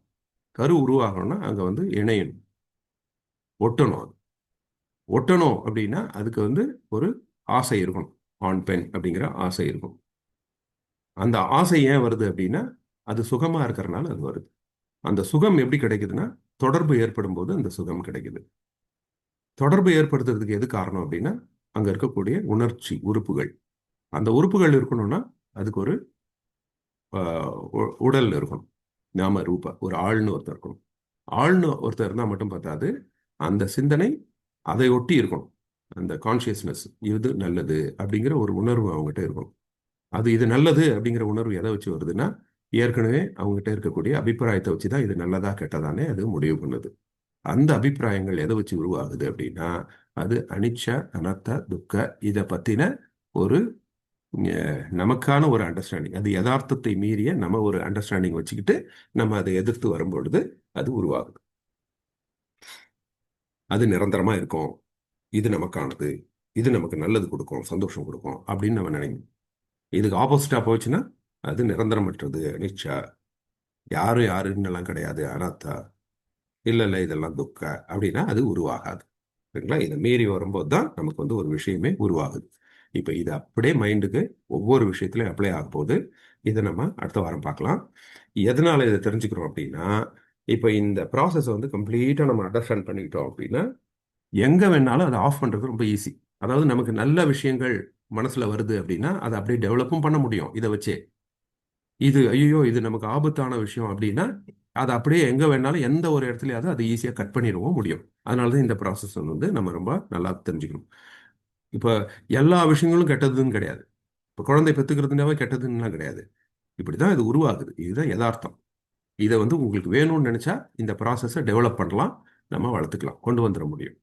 அப்போ நம்ம மனசுல ஒரு நல்ல விஷயம் வருது, இப்போ தம்மத்தை பின்பற்றணும் அப்படின்னா அது ஒரு ஆசை தான்.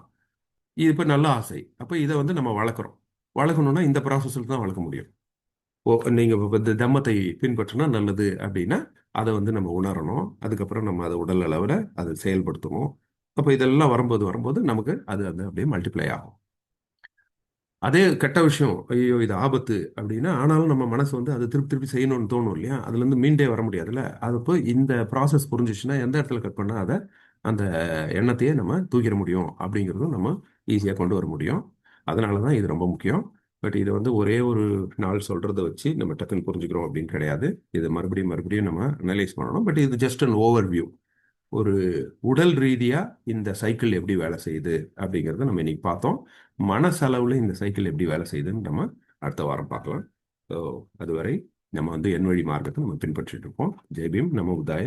சாரி, ஒரு 8 நிமிஷம் எக்ஸ்ட்ரா ஆயிடுச்சு. இப்போ அடுத்தது அவங்க ஷெரீன் அவங்க கண்டினியூ பண்ணுவாங்க. காணொலியில் இணைந்திருந்த அனைவருக்கும் என்னுடைய நன்றியை தெரிவிச்சுக்கிறேன். ஜெய்பீம், நம்ம உதாய.